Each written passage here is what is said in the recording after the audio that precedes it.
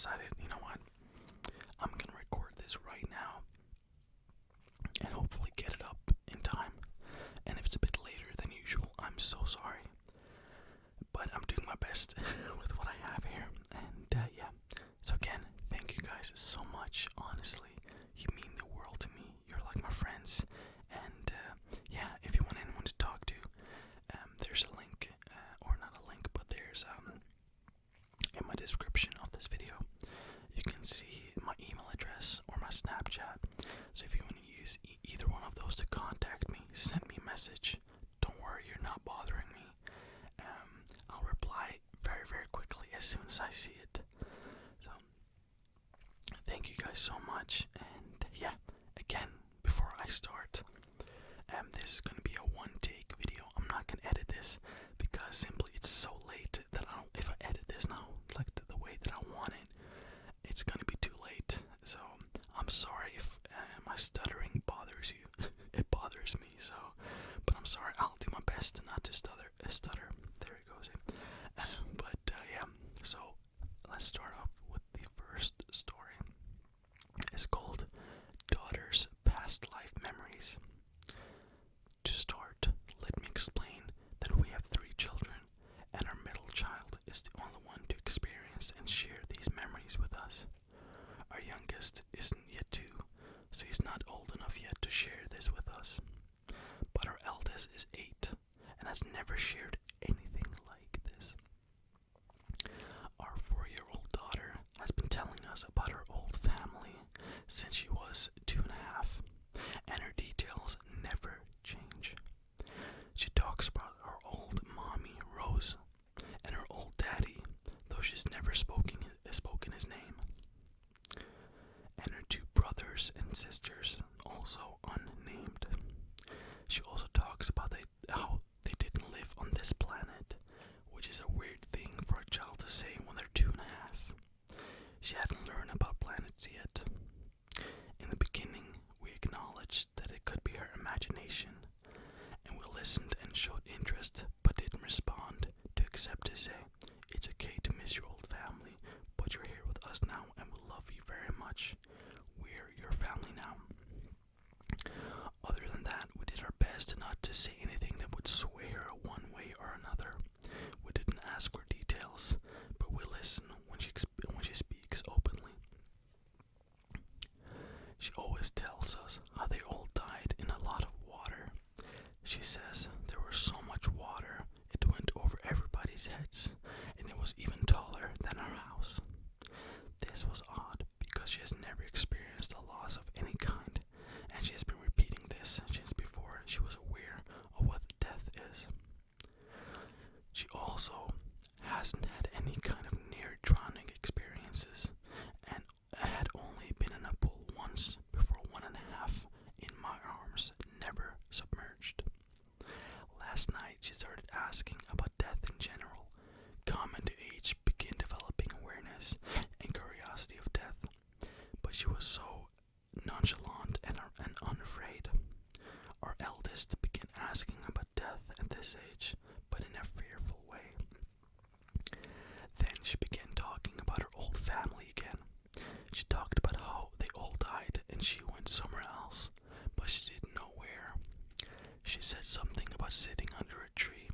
I responded with, "Oh yeah, kiddo." And she said back, "Yeah, then it got really dark and I went into your belly." I genuinely believe her, and a lot of documented cases of children recalling past lives. Any other parents out here want to share similar experiences? So that's really, really interesting. I actually had an email sent to me from a guy called Jordan King, which is super, super loyal to this channel, and he had experienced something similar. So if you're watching, Jordan, then yeah, definitely reminded me of your story. The next story is called They Hear Us. I grew up in a house that constantly had strange occurrences. There was this one time that my sister and I experienced something. I still think about it on a regular basis. I have no idea where things come out in the middle of the night, but this was experienced by 2 people and also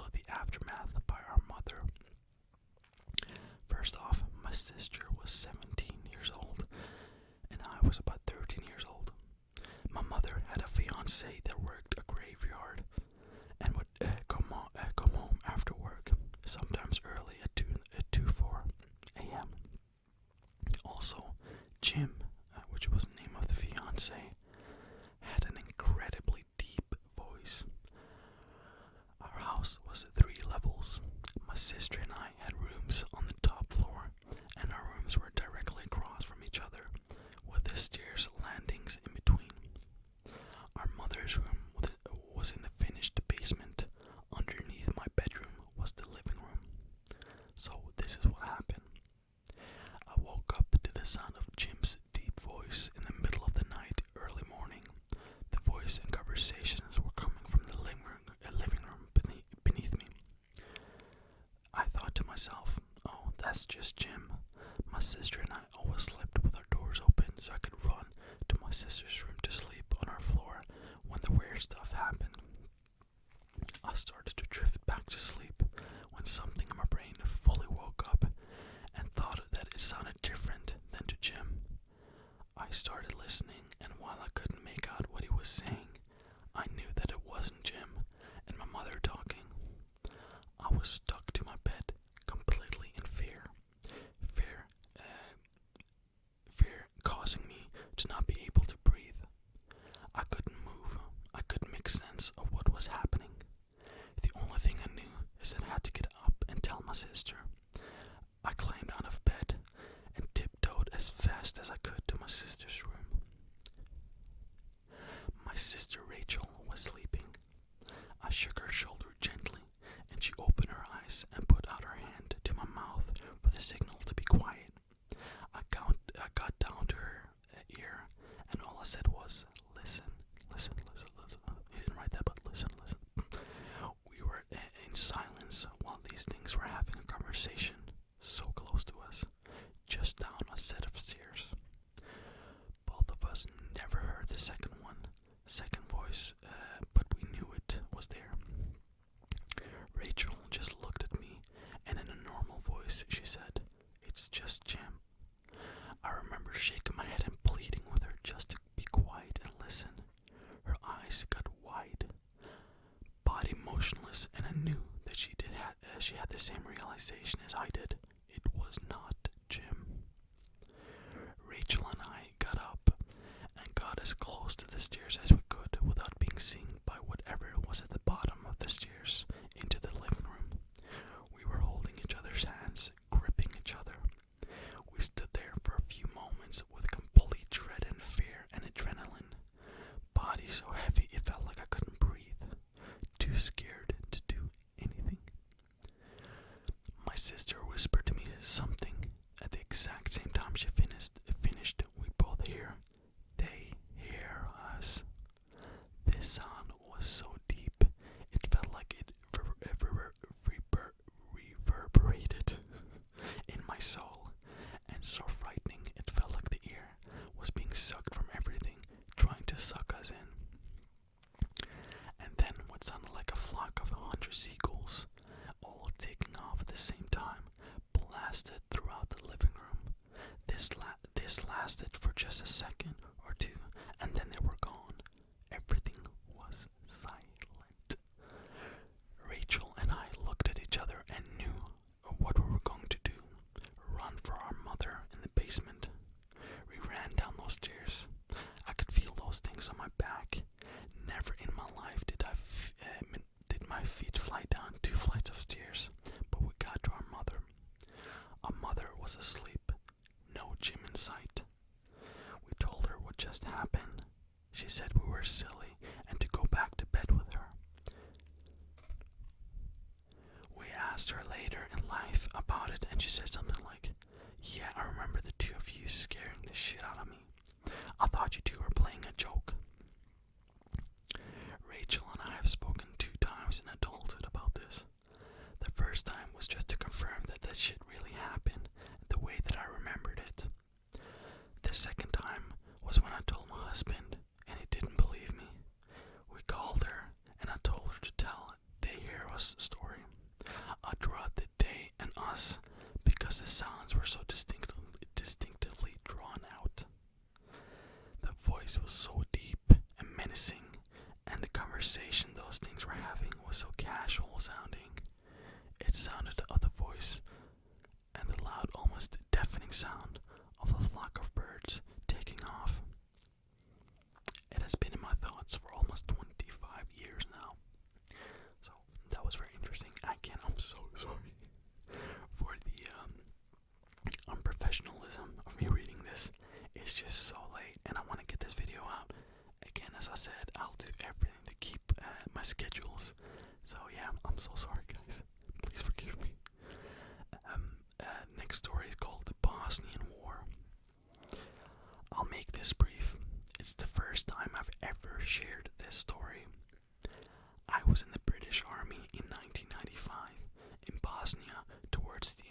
the Civil War.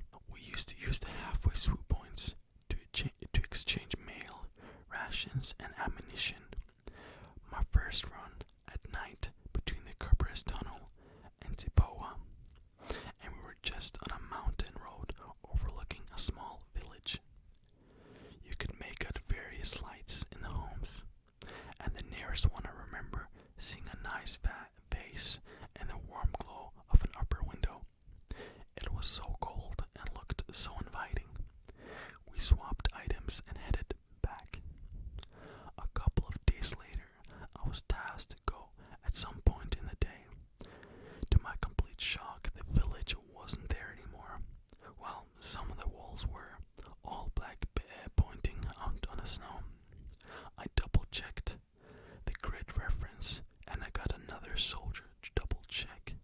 Sure enough, the roving party also confirmed this was the same spot. There were no other villages within 10 miles anyway. I never mentioned it to anyone. Soldiers don't talk about such things until they leave. So that was extremely quick. I'm so sorry. That was a very interesting story. It was very quick. I kind of had to choose these stories fairly quickly because my friends left a bit later than I thought they would. I thought I'd have a bit more time, but you know how it goes. When the boys get together, it gets late. So thank you so much for watching and listening. And again, I was so sorry for my unprofessionalism. That won't happen again. I'll make sure to, like usually when I make these videos, I'm very, I record a lot of sentences over and over and over again, just to make sure that it flows through the best as I can, but this is very unedited. Maybe I'll edit a few things, but I'm so sorry. Please forgive me. And I know I said last week that I'll make a video on Sunday. I'll try my best to make this on Sunday. It's just that there's a small chance that I'll leave to Portugal on Sunday, which then of course I'll record it tomorrow. But it's kind of a busy day, but I'll try my best. And again, thank you so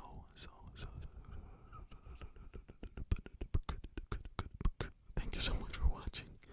I appreciate you guys so much. You guys are my friends, and I'm your friend back. You have to know that. I'm not,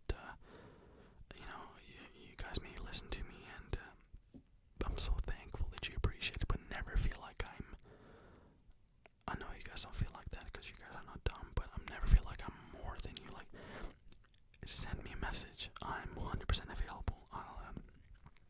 I'll talk to you guys like I talk to my friends. So the Snapchat is in the description. So is my email if you're more comfortable with that. You don't have to give any, just if you wanna, if you need someone to talk to, it's all there. And again, just know that you guys are loved by me, and I see you, and I appreciate you as a person. And I think you're amazing. I think you're wonderful. I think you're more than enough, and you can do everything you want to do in life. Everything you set your mind to, you can 100% do. And that's a promise. That's not a thing that I'm saying just to be nice. That is a promise. If you put your mind to something, you can 100% do it. And I 100% promise you that. That is the case. That is reality. That's facts. That's the truth. So again, thank you so much for watching. And again, I apologize every video, but I apologize. This was such a quick video. I guess you can kind of tell, but I still hope that you enjoyed it, and it's all made for you guys. And again, I love you guys to death so much. You guys mean absolutely everything,